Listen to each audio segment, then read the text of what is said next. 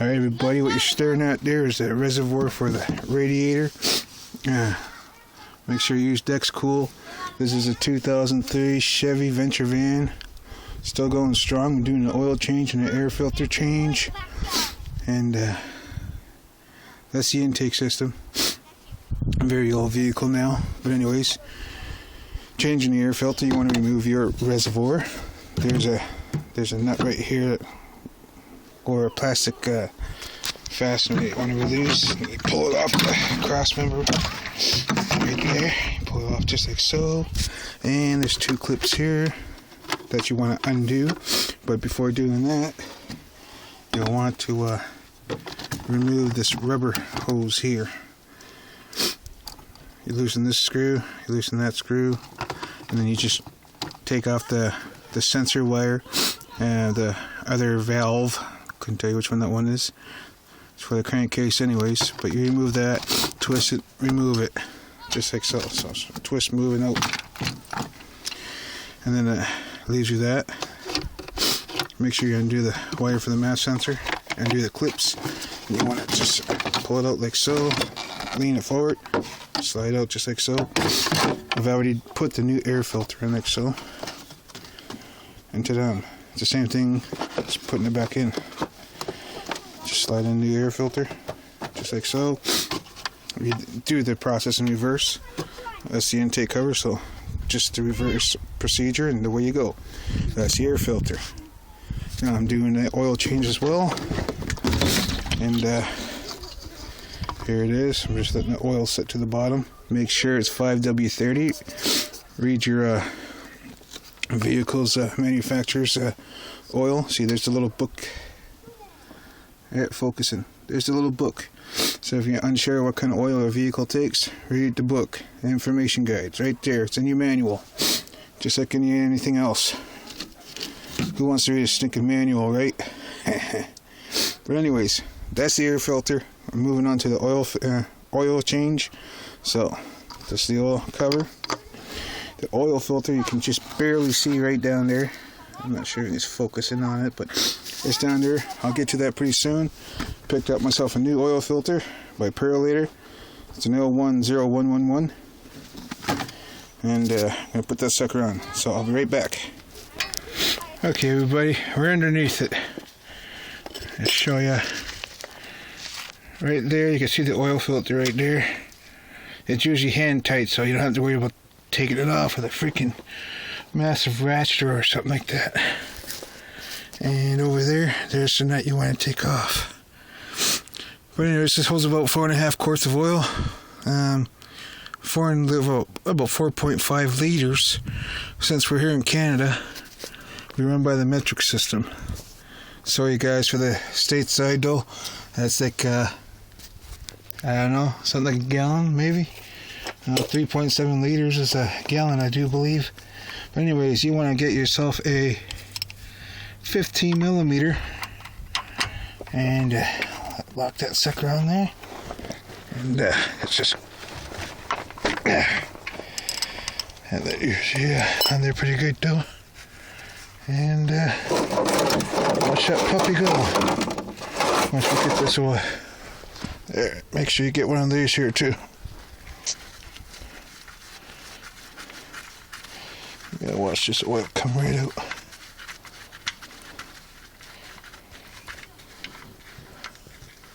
There we go.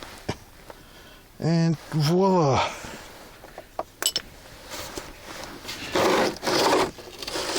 There we go.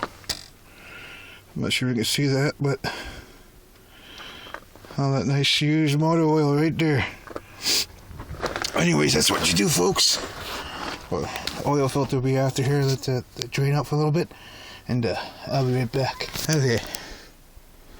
Now we're on the other side here.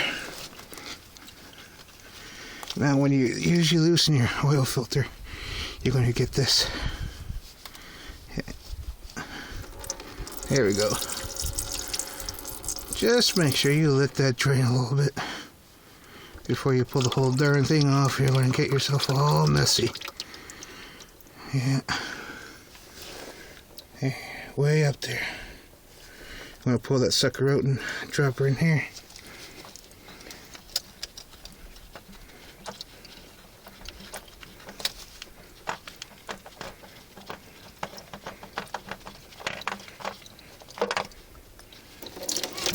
Hoo-wee. And there is your oil filter. After all that oil coming out now. Don't worry about that stuff. Oil still dripping in the shop, so you wait until it goes to the last drop. I usually wait for like 20 minutes until that stuff all comes out, and then fill it up with real good oil. I'll show you what kind of oil I'm using after. So, there you go. That's how you take out your oil and your oil filter. It's the same process, but in reverse when putting everything back on together. So, I'm going to wait 20 minutes till this drains, and I'll get back to you guys all. Okay, back here with you guys all. Anyways, I've installed my air filter, put everything back together, and we're using oil 5W30. Make sure you guys, read your guys' manual. Someone out there in the distance honking their horn. Battery's running low on here, so I'm going to put that oil in here, fill it up.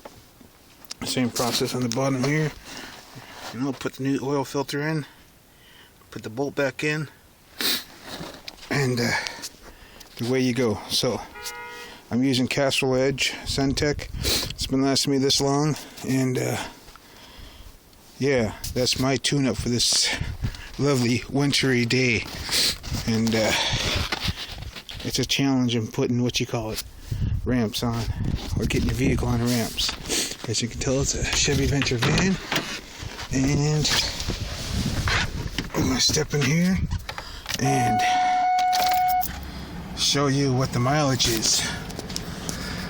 The mileage is 577,328. So that's in kilometers, people. That's like pretty well halfway around the world.